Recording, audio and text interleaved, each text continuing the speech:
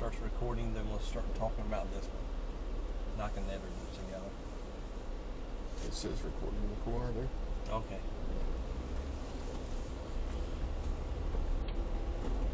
So where are we going? You said this is... This is the new exit. This is the north side of the park. Back about 10 years or so ago, they put this new exit in. They've put in a lodge, a recreation center. They're building soccer fields and some other things down here. Straight ahead here, right past that shelter, that is the outdoor pool. There's an outdoor pool here. Mm-hmm. Deer eating with camels over there. Yeah. with the Christmas in the park lights. So this is a public pool? This is a public pool, yeah. You go up the hill here.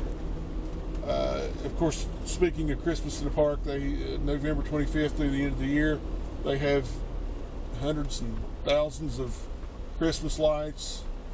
And there's the pool. They got a mushroom thing. Yeah. Yeah.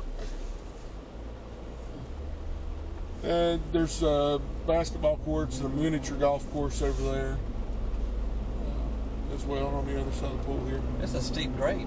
It's very steep, yes, yeah, and it gets steeper actually. At the top of the hill here is where the Bearwallow connector actually for the park comes across. Gotcha. But now, is this the way we're going to go when we go to Bearwallow? No, we'll come back out the other way. Okay. Or it depends on if you want to come back. I mean, from where we're camping, is this the way we would go? You can. It's quicker for us, considering we're going to the Peach Creek side, to go the other way. Gotcha. Yeah. If you most of this is more so for side by sides and so forth. They don't want them coming through that side of the park. Right. If you look up in this little hollow here, there's an old coal silo here. I don't think you can get it on camera without. Maybe. Yeah. You might be able to get it. Yeah. That's silo. Some of the old fixtures from the bygone era. But the park's got all kinds of the cool things. In the other road up past the museum down there, of course, they got the coal museum down here at the in the old restaurant.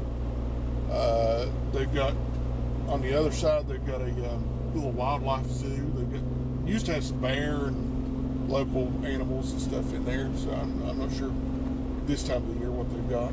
They got a lot of neat things to see. Do you know why this was called Bearwallow?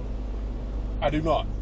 If you want to pull here, there's a fantastic overlook of just the mountains. I don't know if we can make it up there. I don't know. It's tough, man. Let's try it. 2-wheel drive. Oh, no. No rubbing, no spinning. Boy, that is beautiful. I bet that is gorgeous. Yeah. 2 weeks ago. Yes. Yeah. A lot of the stuff fell off, of course. And this is the first kind of overlook for this road. Now I'm camping to the right? Yes, right. But almost straight down the hill from us here. Gotcha. Yeah. On the right. That's pretty nice. I like it. Let's see if we can get out of here. We may have to put it in low lock. Yeah, might have to call a wrecker. There's is that cold there? No. Is that just a burn line? I think it's a burn line. The felt that they used whenever they dug this road out. This road's not very old at all. Okay. I think it's a silt fence. You can see the coal in that. Yeah, there's that hill right there. Yeah, you can see some of the coal lines.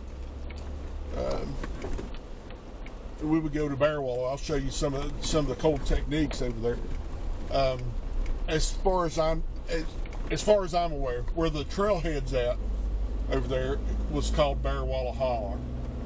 And that's how the trail name got its name, Gotcha. To the best of my knowledge. But it's, as far as I'm aware, that's... We'll have to find out. And it's been a long time. It's been that way a long time. Pre-me. Who knows? Maybe it was just a bear up there walking around and they just called it. It probably was, because you got the old timers here in this area. You have Buffalo Creek. If you ever heard the Buffalo Creek flood, it's not far from here. Buffalo Creek was